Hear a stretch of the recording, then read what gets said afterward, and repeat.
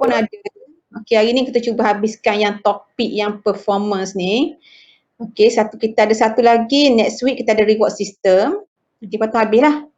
Okey, semua akan masuk exam lah. This topik akan masuk final exam. Okey. Okey, rasanya mungkin you all pernah belajar kot cara pengiraan ROI, return on investment ataupun RI nah. Ada satu lagi EVA. Tiga-tiga topik tu lah akan masuk final exam. Okey. Nak tunggu kawan awak sekejap lagi. Kita teruskan ataupun tunggu a few minutes lagi. Okey. Nak tunggu 1 minit lagi ke? Sebab ni baru 26 orang, 25 orang ni.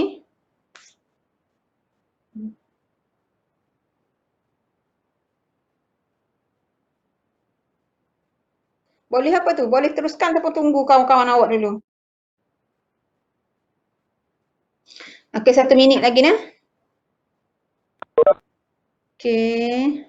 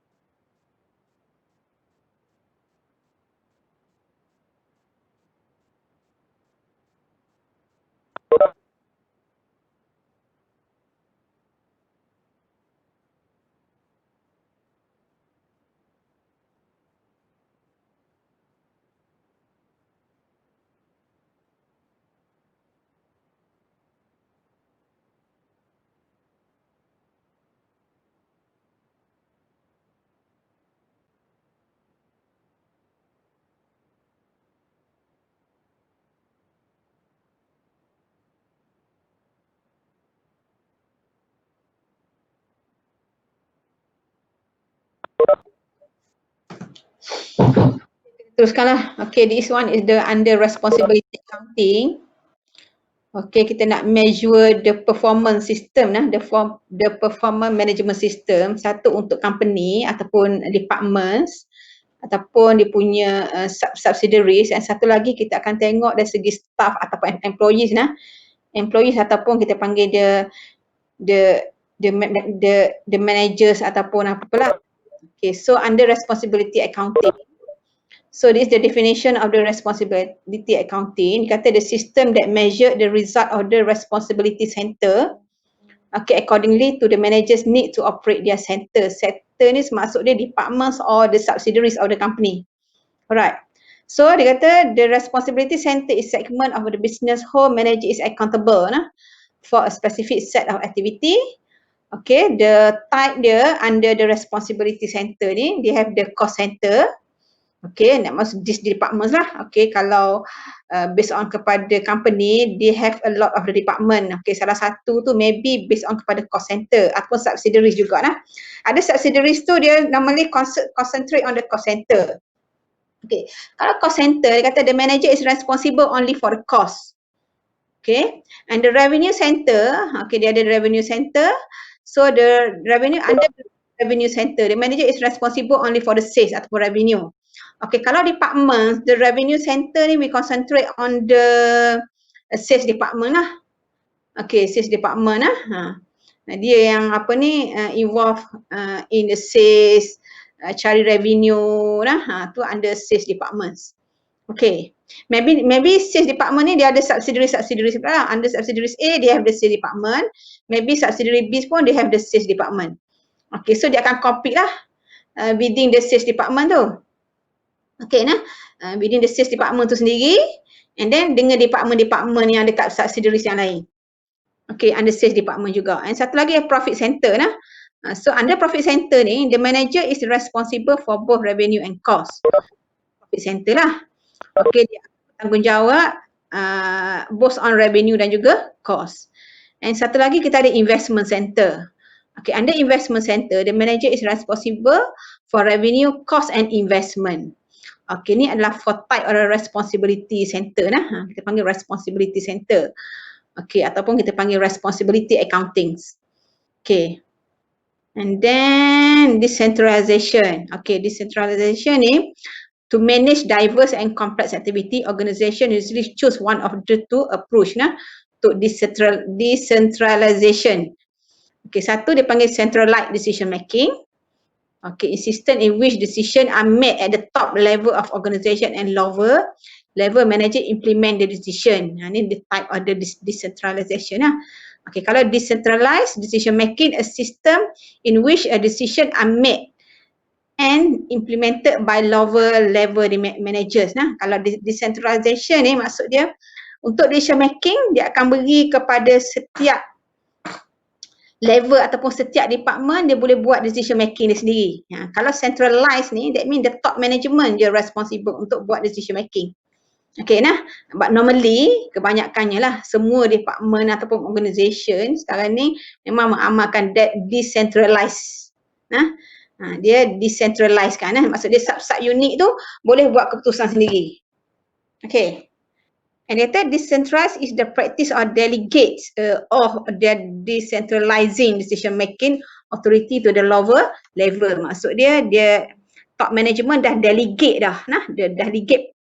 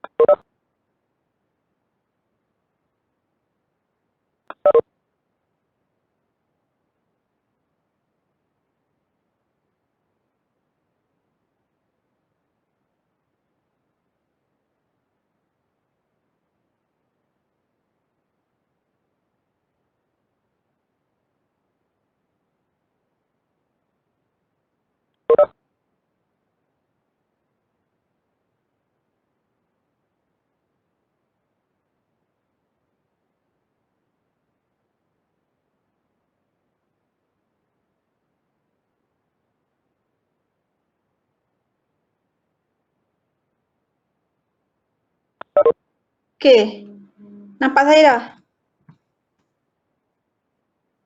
Nampak, Madam. Okey, slide nampak tak slide? Slide. Kenapa saya share sekali lagi? Slide nampak? Tak. Tak Tak nampak. nampak. Saya share balik lah. Macam mana lah ujung-ujung kelas ni. Okey. Tiba-tiba hilang dalam radar, dari radar. Okey. Tak nampak dah slide? Nampak. Okey, kat mana kita tadi? Kita lost kat mana? Saya lost kat mana tadi? Responsibility accounting dah, yang kita ada the 4 responsibility center. Dah? Sampai yang decentralization, yang apa, delegation tu, delegating. Dia delegate okay, yang ni kan, decentralization kan? Maksud dia lah, kalau you tengok mana-mana nota pun akan ada sama lah kan. Maksud dia decentralization tu dia delegate lah power tu orang dia. Maksud dia kepada department ataupun subunit ataupun subsidiaries. Tu maksud dia decentralization. Okay, so reason pasal apa orang buat decentralization ni, dia decentralizekan departments dia. Why? Sebab senang untuk gathering and using local information, senang untuk dapat information. But normally, dia kata because of the lower level manager ni have access to information about the operating condition, customer and competition. Maksud dia, kalau yang bahagian sales department, dia tahu what is the information dia needs from the sales department sahaja. Okay? So sama juga dengan accounting department. So maksud dia maybe the top management tak tahu pun what about the apa yang accounting department nak kan, tapi bila dia dah decentralization kan department, maksud dia for the accounting department dia boleh buat decision making dia sendiri apa yang dia nak, as long as tak bercanggah dengan needs of the departments dia lah. Okay, and then the focusing on the central manager. So decentralization allow top management to concentrate on the firm-wide problem. That means bila ada decentralization, top management hanyalah concentrate kepada benda yang besar-besar sahaja. For example, untuk strategic planning, untuk dia punya wide firm problem. Yang benda kecil-kecil tu dia let go kepada subsidiary ataupun department-department tu lah. Okay, maksud dia tak perlulah nak tengok dia semua-semua item, dia semua-semua decision making dia tak payah dah. Okay. So, and then dia nak training and the motivating manager. So, department manager maksud dia bolehlah belajar untuk buat motivation ataupun dia bolehlah belajar untuk buat decision making sendiri. Okay. And then, dia kata satu lagi lah enhance competition. Enhance competition in a highly centralized company, large overall profit margin can mask inefficient within the various subdivision. So more fully exposing a division to market force can help rival non-competitive division improve divisional performance. So bila ada decentralizations, okay, so akan ada competitions lah, akan ada competition. Maksud saya department tu dia berlumba-lumba lah untuk apa ni, menunjukkan prestasi yang bagus, betul tak? So maksud dia bila dia tunjukkan prestasi yang bagus, so dia akan ada reward system kat situ. Okay, so tak adalah apa-apa pun, maksud dia just concentrate on the HQ saja, tak perlulah. So maksud dia subsidiaries, company or department, dia ada in term of the competitions, maksud dia nak memperbaikikan department dia tu supaya is more compared to the others. Okay, tu maksud dia boleh compete lah antara satu sama lain kan, nak tunjukkan mana satu yang prestasi yang lagi bagus. Okay, and then tu reason dia.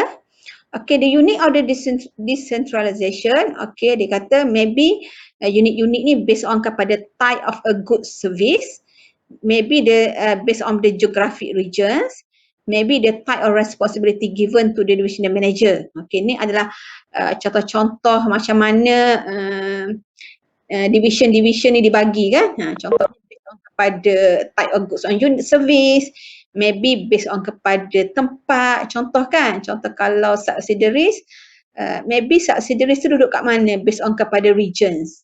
Okay, maybe East Coast region, West Coast region kan, so dia akan compete lah. Okay, dia akan bagi lah based on kepada sub-unit. Okay, and satu lagi maybe the type of good or service. Contohnya divisioning, jual apa, division satu lagi jual apa. Okay, tu maksud dia, the type goods or service. Okay, contoh kan kalau you tengok dekat roti Gardenia, okay, you biasa makan roti Gardenia kan. Okay, so dia decentralization juga sub-unit dia. Contohnya kalau you pergi kilang roti Gardenia dekat mana ni, dekat Selangor kan. Okay, slide tak nampak pula.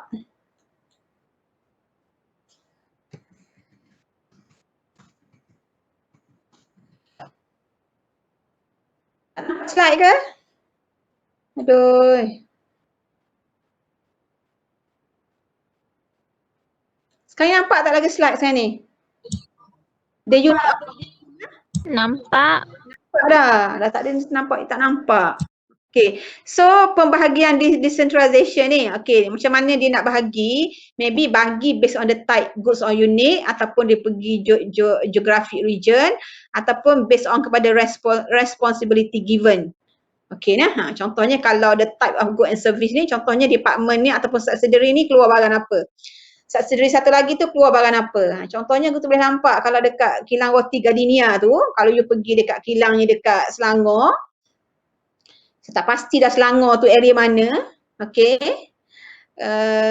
Dia ada division dia nah. Contohnya walaupun dia lebih kurang di kawasan yang sama, tapi dia ada difference of the factory. Dia ada difference of factory. Dia tak buatlah satu factory tu untuk keluarkan semua jenis roti, tak. Faham? So contohnya dia ada, tak silap saya lah, dia ada a few factory there, maybe lebih pada 3. Okay, satu kilang tu just concentrate on keluarkan roti sandwich. Roti sandwich dan juga roti apa roti sandwich dan juga roti yang harga RM1 tu. Panggil apa? Roti apa? Roti apa RM1 tu so kilang dia just concentrate buat yang tu saja.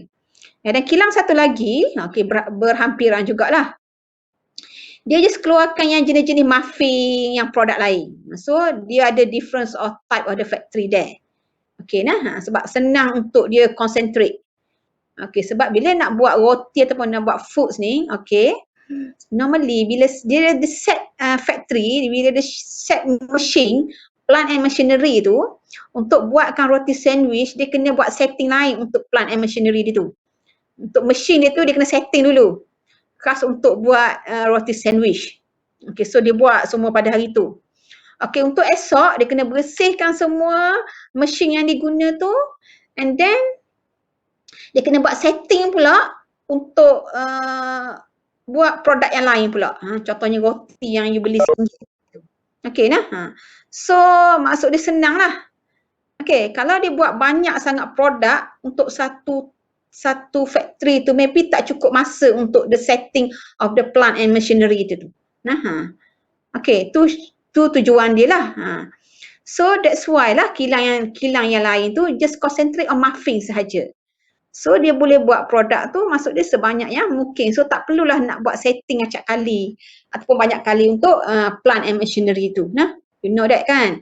Sebab kalau food industry ni memanglah kena pentingkan dari segi kebersihan. Dia ada standard dia yang dia kena ikut.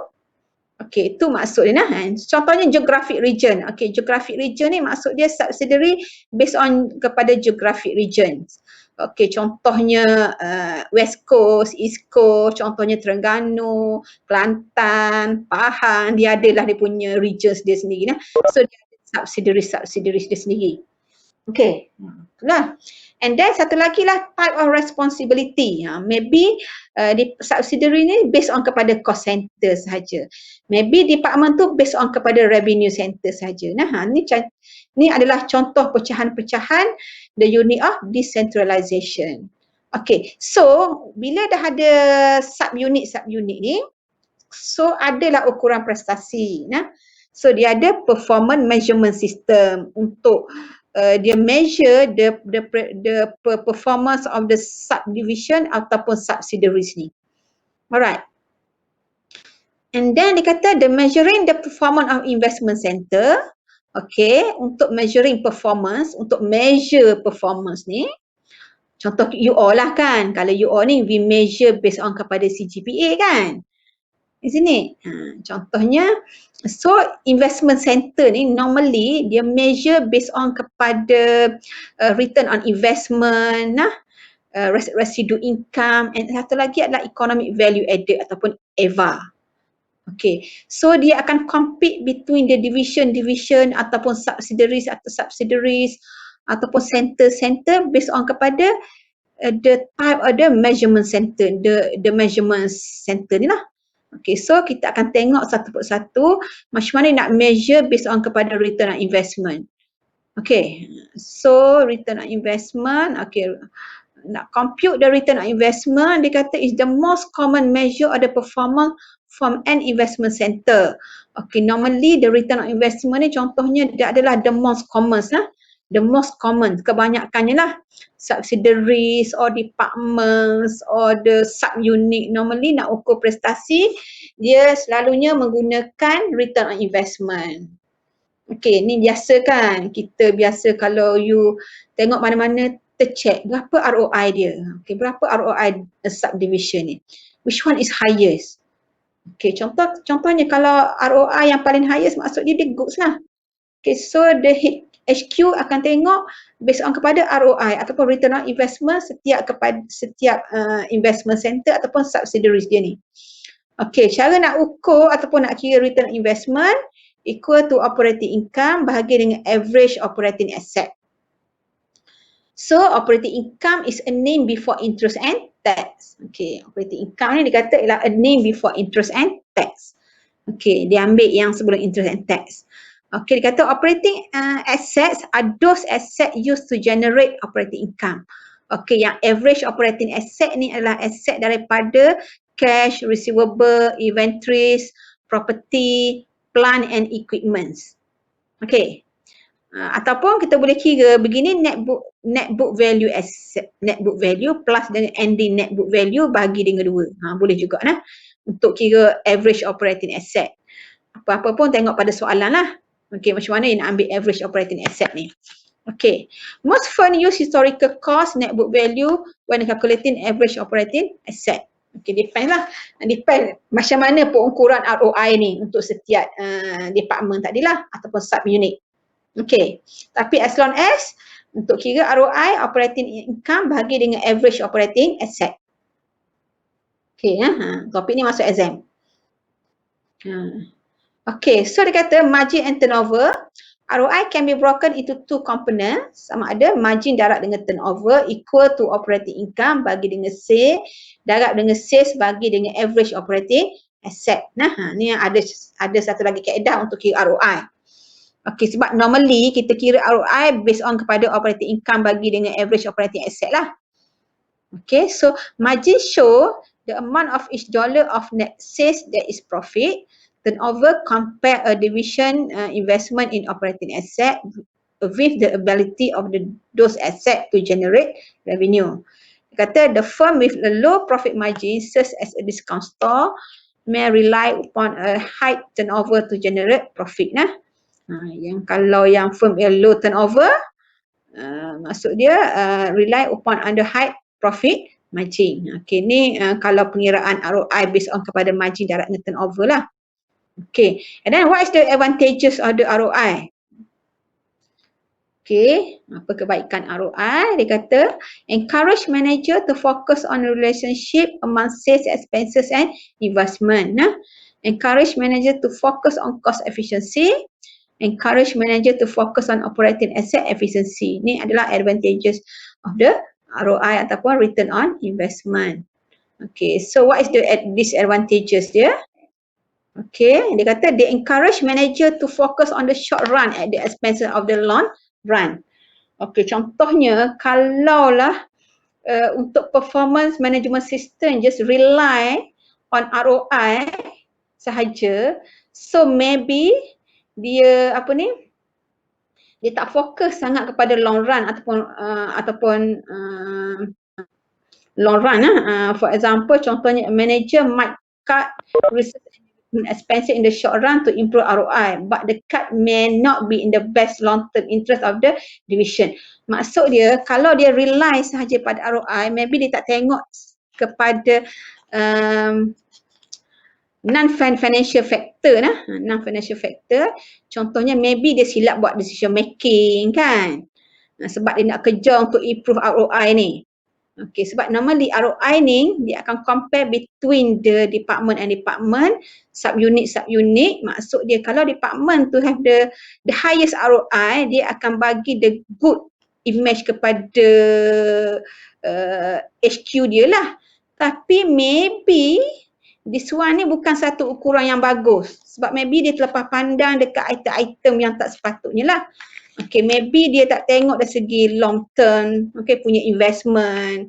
Okay, what happened to the long term punya investment kan. And then dia discourage manager from investing in project that would decrease the division ROI but would increase the profitability of the company as a whole. And then generally project with an ROI less than a division current ROI would be rejected by the division's manager. Okay, normally company ataupun HQ normally dia set dah dia punya ROI ni. Dia dah buat setting dah dia punya ROI. For example, dia kata okay, ROI for the HQ either 6% ataupun 10%.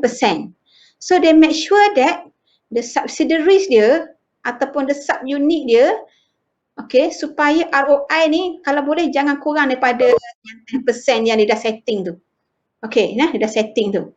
Okay. Tu maksud dia nah. Okay, kalau contohnya, kalau dia nak select a project contohnya, so dia akan kira based on ROI. And then dia kata, kalau ROI yang kurang daripada yang standard yang diberi oleh HQ, maybe investment tu dia tu reject. Tapi, dia tak ambil kira contohnya investment yang reject tu maybe untuk long term dia akan bagi profitable kepada company dia tu. Tu disadvantages of the ROI lah measure. Kalau dia depend saja ROI dan juga standard yang diberi oleh HQ dia tu ataupun headquarters dia. Alright, tu adalah disadvantages of the ROI. Okay, contoh dia.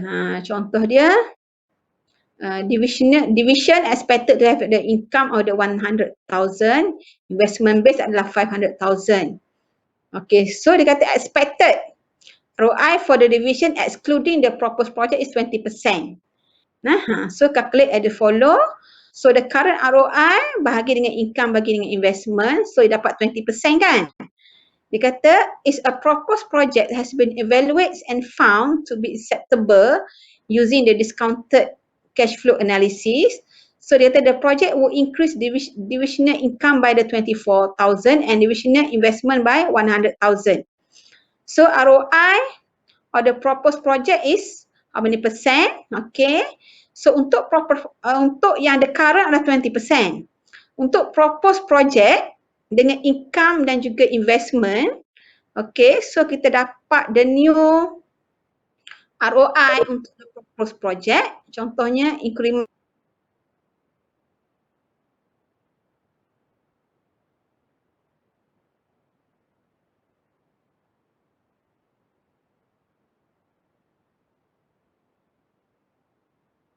ROI 20%.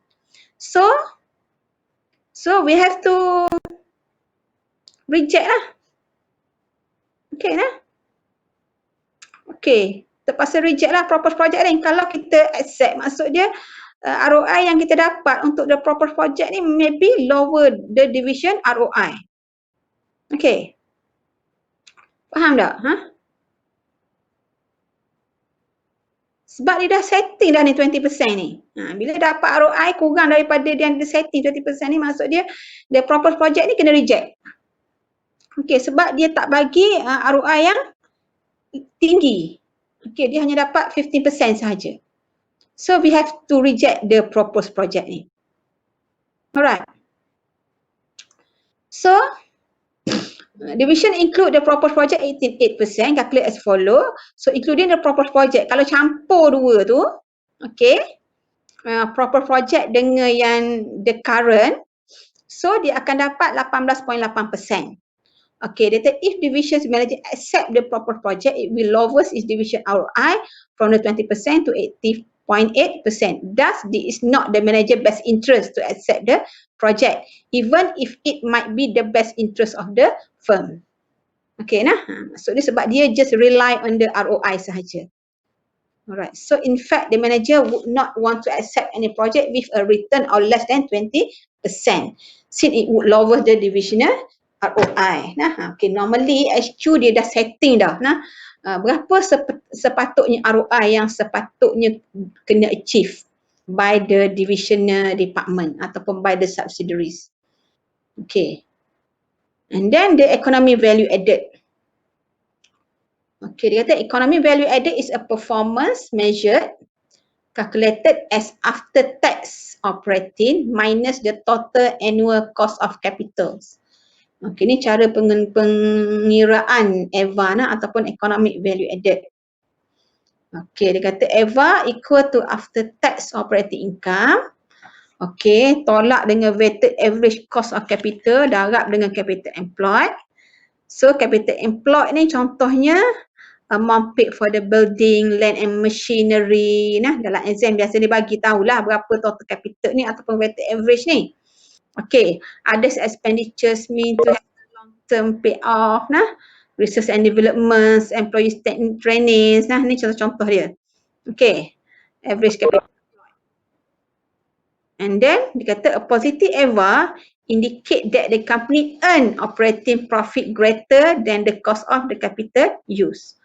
So the company is creating wealth. If EVA is negative, then the company is destroyed capital. Maksud dia EVA ni dapat positif lah. Kalau tidak, dia akan destroy the capital. Nah, dia mengurangkan modal. Okay, dia kata whereas ROI is a percentage of the rate of return, EVA is a dollar figure. EVA emphasize after tax operating profit and the actual cost of capital. Okay, so stock price normally follow EVA better than earning per share on return on equity.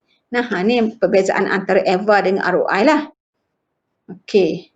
So dia kata untuk pengiraan EVA for the individual project, okay, EVA equal to project income tolak dengan cost of capital. Kalau tengok pada individual project lah, kalau let's say they have the 3 proposed project. So untuk pengiraan EVA ni, kita ambil project income tolak dengan cost of capital. Okey, dapat cost of capital ni darab dengan asset employed nah, cost of capital percentage darab dengan asset employed nah. Dapat normally kita make sure that ROI normally kena tinggi daripada cost of capital ni. Okey nah. Okay, using EVA encourage manager to accept any project then earn above the minimum rate. Okay.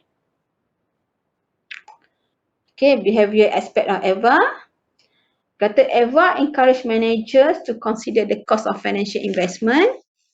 Okay, when making decision. Therefore, EVA help to encourage reasonable behavior from division manager that emphasize on the operating income alone. Nah, ni adalah aspek EVA. Okay, satu lagi adalah yang tu untuk ukuran prestasi EVA dan juga ROI. Okay, and then ada juga dia punya non-financial operating measure. Okay, selain daripada pengiraan ROI dan EVA, so ada juga financial operating measure. Nah, contohnya, maybe kita boleh measure the performance of the division to buy the market share. Okay, ataupun buy the product to based on market share. Maybe kita boleh ukur prestasi tu based on kepada customer complaint kan. Lagi banyak customer complaint maksud dia it's not good lah. Dan maybe kita boleh tengok dari segi personnel turnover ratio dan juga personnel development. Okay, ni adalah another non-financial operating measure yang kita boleh ukur performance of the subsidiaries ataupun subunit selain daripada ROI dan juga EVA. Okay. Nah, ada lagi lah daripada market share, customer complaint ni ada lagi lah. Okay, nah. Okay, tak semestinya ni contoh-contoh dia multiple measure of performance. Okay, selain daripada ROI dan juga EVA. Alright. So, you just nak hafal lah kan. You just tu je lah macam mana nak kira the measurement performance untuk division ni by ROI dan juga EWA. Okay, and then apa dia dari segi financial ataupun non-financial information yang kita boleh guna untuk ukuran prestasi. And then selain daripada EVA dan juga ROI. And then satu lagi nanti kita akan tengok dari segi residual income. Okay. Macam mana nak ukur residual income selain pada ROI dan juga EWA, kita ada satu lagi residual income. Alright. So, kita tengok sikit ni. Okay, ada satu soalan ni. Nampak tak soalan ni? Nampak tak ni? Okay. Kita ambil contoh satu soalan untuk pengiraan. Mana tu? Okay. Untuk pengiraan ROI. Okay, tengok sikit. Okay, ada satu soalan ni nah. Okay, dia ada 3 separate divisions. Okay, dia ada division ataupun subsidiaries. Dia ada 3 division tu, Culinarus, Besuk dan Kemaman. Okay, dia kata the 3 divisional manager evaluate at the year's end and bonus are awarded based on pada return on investment. Okay, dia nak ukur prestasi kepada divisional managers ni. Okay, dia based on kepada ROI lah. Kalau yang department ataupun division tu ROI tinggi, so maybe akan dapat bonus yang tinggi. Tu maksud dia, ataupun dia akan dapat reward system. Okay, nah. So dia ukur prestasi based on kepada ROI. Okay, so dia kata the last year the overall company produced at 12% ROI. So dia kata managers on Megah Besuk division recently study on investment opportunity that would exceed in the division future growth relevant data follower. Nah, ni adalah Besuk divisions. Okay, ni adalah investment opportunity. Okay, tapi overall untuk tiga-tiga division ni adalah ROI dia lah 12%. Okay, yang ni kita nak ukur yang Besuk division sahaja. Okay, Besuk division ni dia ada income 6.4 million and dia ada investment capital 40 million and dia ada investment opportunity. Okay, kalau sebab nak study on the investment, the new investment.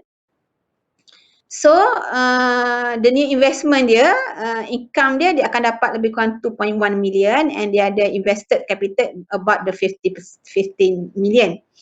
Okay, soalan dia compute the current ROI of the Besuk division and division ROI if the investment opportunity is Besuk. So, dia suruh kita kira ROI Besuk division sahaja dan juga investment ni. Okay, so untuk kira ROI, apa bagi apa? ROI. Kira ROI ni.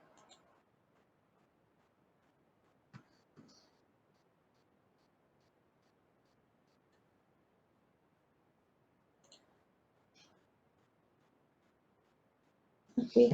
ROI equal to income bahagi dengan investment. Invested capital lah. Okay. Kalau current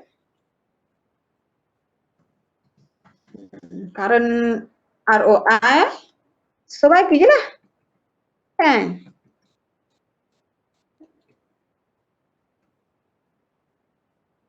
So income dia 6.4 million. Okay. 6.4 million divide by 40 million.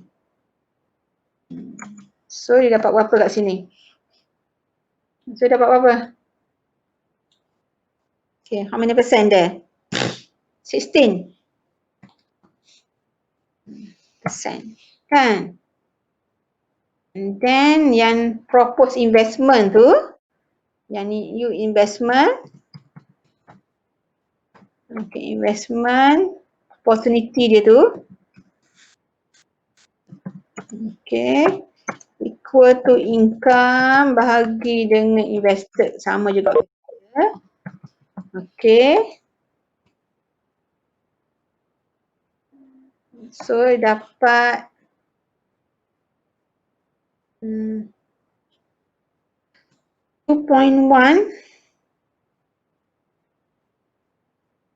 Okay, bila investment made bila investment made, okay,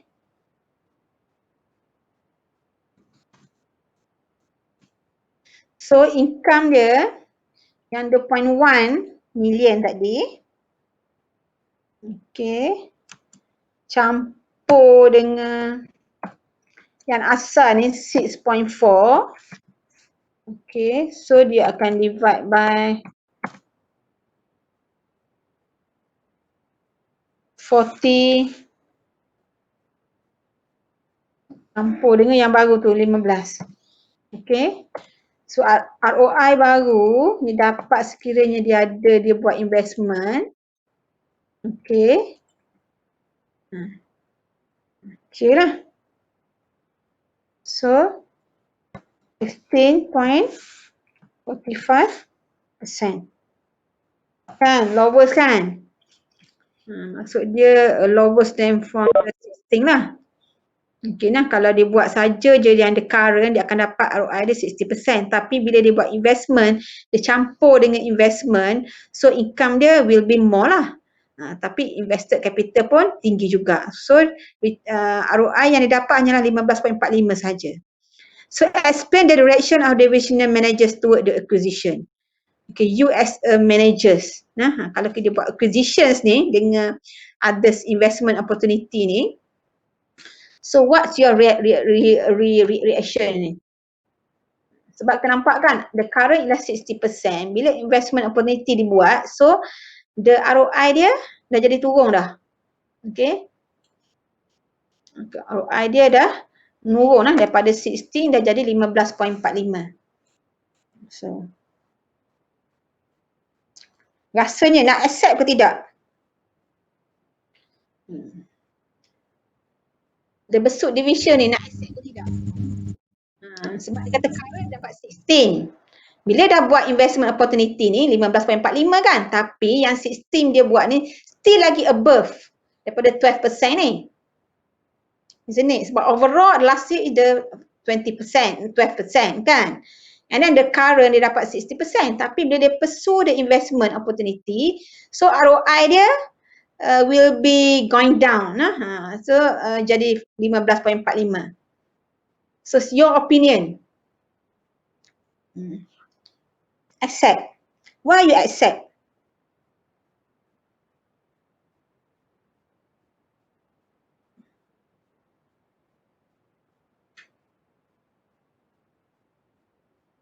Sebab you kena ingat bonus dibagi based on kepada apa ni? Apa reward system dia? Apa reward system dia? Reward system dia adalah bonus kan?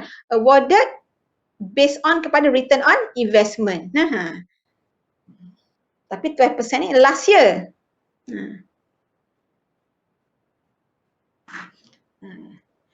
Tapi ingat 12% tu adalah last year kan? It's not the current year.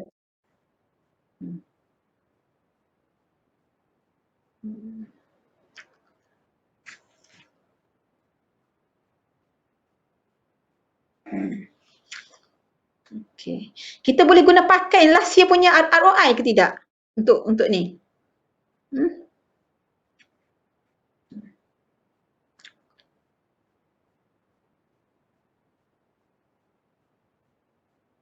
Can you accept or not? Okay. 12% is the last year ROI.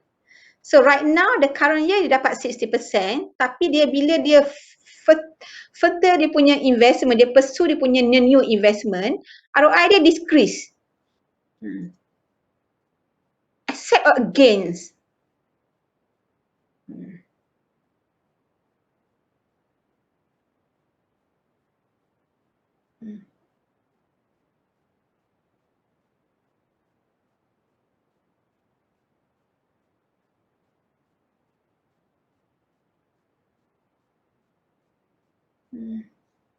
Sebab ingat sebab investment opportunity ni adalah untuk future kan. Ni adalah untuk future growth. Kalau untuk future growth, kalau untuk masa hadapan, kita nak invest untuk sesuatu masa hadapan, kan, kita make sure that, kalau boleh lah, kita make sure that ROI kita is higher compared to the current, isn't it? Kalau you nak buat others investment lah, right now you have the current ROI ialah 60%, and then you nak tambah lagi investment untuk the future, make sure that, kalau kita lah kan, make sure that, okay, untuk tambah the new investment, make sure that the new investment tu akan bagi pulangan ROI yang tinggi compared to the current, isn't it? Kita tak boleh compare dengan last year, kan? Kita compare the current year. Okay, ataupun kita boleh compare dengan division-division yang lain. Okay, contohnya kalau ada lagi lah dia bagi contohnya Kemaman division, Culinarus division contohnya. So kita boleh compare antara division dengan division tu. Okay, tapi right now sekarang ni dia compare dengan current division and the proposed division. So rasa-rasanya accept or against? Siapa nak jawab ni?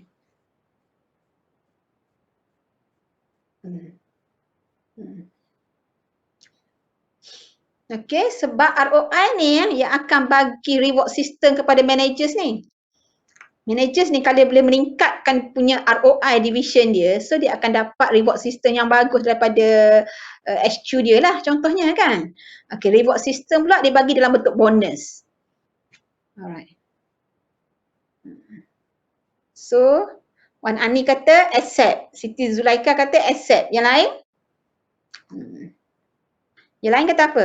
Sebab you compare with the last year. Siapa reject ni? Nurul Syafiqah reject. Against lah. So kalau you jawab sama ada reject ataupun against, you kena ada reasons lah. Okay, tapi dalam case ni, okay, we should reject the investment opportunity. Nah, we should reject the ataupun against. Nah, so we against the acquisition. Okay.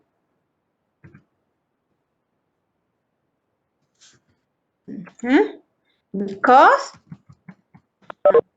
apa? Because ROI will be lowest from 60% to 15.45%. Okay, tak adalah orang buat investment yang asal dah 16%, tiba-tiba nak buat investment pula, tengok dia punya ROI dia rendah daripada yang asal tu, kan tak adalah. In case kalau yang proposed dividend dia tu ROI dia tinggi, maksud dia boleh accept lah. Alright, so this should be against ataupun reject the acquisition. Alright. Sebab dia kata, because, apa lagi?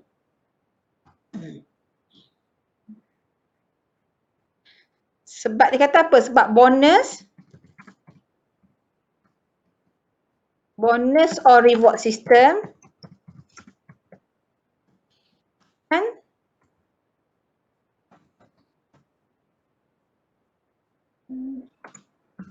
on the basis reward system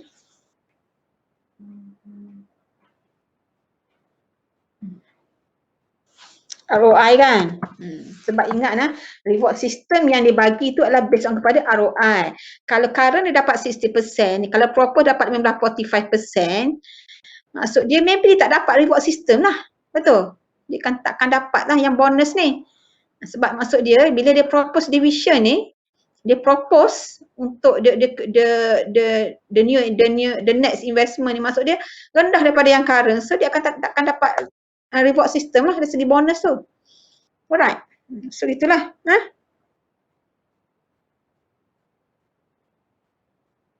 Okay. Alright.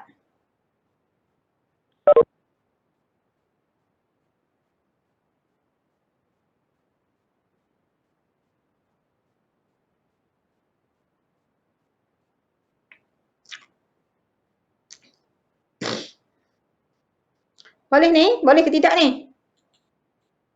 Okay, so untuk soalan yang seterusnya nanti kita akan discuss next class, okay? And then cuba jugalah yang soalan yang saya letak dalam Eclipse tu, okay, cuba ambil juga yang kita boleh discuss untuk next class, and next class nanti kita akan tengok macam mana nak buat pengiraan dari segi residual income. Okay. Alright. So normally lah kalau nak ukur dari segi ROI, nak accept ke reject, kita based on kepada the highest ROI. Okay, okay, normally kita akan compare lah, contohnya kalau compare division, kita akan ambil which ROI yang paling tinggi ataupun contohnya current dengan yang untuk proper project yang ni maksud dia kita against lah ataupun kita reject sebab dia rendah kan. So maksud dia rendah daripada current kalau yang dapat yang lebih daripada 60% we will accept lah. Okay. Alright. So nanti tersambung pula untuk C dan juga D. Dan juga a few question daripada this topik ni nanti. Okay. Lepas tu kita masuk satu lagi yang reward system lah. Satu lagi kita masukkan reward system. Okay. So ada soalan tak setakat ni? Ada soalan ke tidak ni? So tak ada soalan, kita berhenti setakat ni. Okay, cuba tengok dekat soalan yang dekat Eclipse awak tu. Cuba buatlah satu ataupun dua soalan. So kita akan discuss untuk next class lah, hari Ahad. Okay, so see you next class.